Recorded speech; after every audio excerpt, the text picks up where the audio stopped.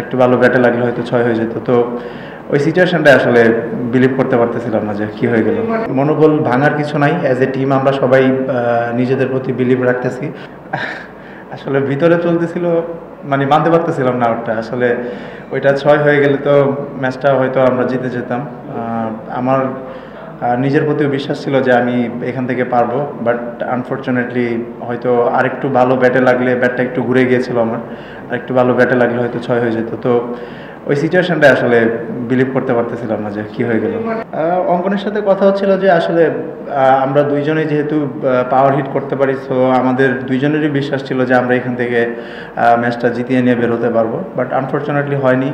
ইনশাল্লাহ পরের ম্যাচে চেষ্টা করবো আবার। আসলে আমি তো বাইরে ছিলাম, আপনারা না এখনো আলোচনা হয়নি কারোর সাথে। আমরাও বাইরে থেকে দেখেছি, আপনারাও বাইরে থেকে দেখেছেন। অবশ্যই প্রত্যেকটা ম্যাচই ইম্পর্টেন্ট, যেহেতু আমাদের ড্রিম হচ্ছে সামনের দিকে অনেক উপরের দিকে যাওয়া, সো প্রত্যেকটা ম্যাচই ইম্পর্টেন্ট। আমরা লাস্ট দুইটা ম্যাচেই খারাপ খেলেছি এরকম না, ভালো খেলেছি, বাট আনফর্চুনেটলি জিততে পারিনি।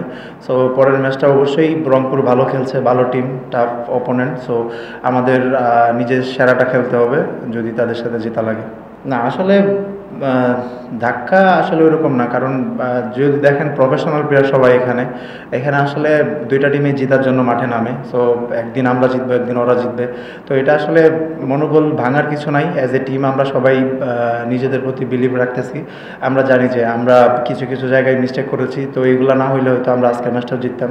তো যে জায়গাগুলোয় মিস্টেক হয়েছে অবশ্যই আমাদের কথা হবে এগুলো নিয়ে।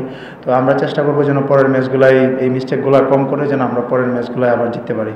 না আসলে এইটা ম্যাটার করে না, কারণ আমি বললাম যে সবাই প্রফেশনাল প্লেয়ার, এখানে আসলে গ্যাপটা ওইরকম ম্যাটার করে না। তারপরেও একটা ইস্যু হইতে পারে যে একটা মোমেন্টামের খেলা টি-20টা, যে আমাদের মোমেন্টামটা হয়তো একটু ব্রেক হয়েছে। তো আশা করি যে খুব তাড়াতাড়ি আবার আমরা মোমেন্টাম ধরতে পারবো ইনশাল্লাহ সামনের ম্যাচগুলোয়। আসলে প্রেশার বলতে যখন আপনি অলমোস্ট 200 রানের মতো চেস করবেন, তখন আসলে প্রত্যেক ওভারই আপনার 8, 9, 10 করে বের করা লাগে। তো আসলে দেখা যাচ্ছে যে 3-4টা ওভার যদি আপনার রান কম হয়ে যায়, তখন কিন্তু রান রেটটা বেড়ে যায়, যেটা আমাদের লাস্ট দুইটা ম্যাচে হয়েছে। যে আমরা দেখা যাচ্ছে যে লাস্ট 8-9 ওভার আমরা 13, 13.5 করে আমাদের চেস করা লাগতেছিল। তো এটা আসলে টি-20 ক্রিকেটে পসিবল, ইম্পসিবল না, বাট টাফ হয়ে যায় যারা চেস করে তাদের জন্য। তো আমার কাছে মনে হয় যে আমাদের যে আমি বললামই যে আমরা কিছু মিস্টেক্স করেছি, তো এই মিস্টেক্সগুলো নিয়ে অবশ্যই আমাদের টিম মিটিংয়ে কথা হবে, যেন পরের ম্যাচগুলো আমরা ভালো খেলতে পারি।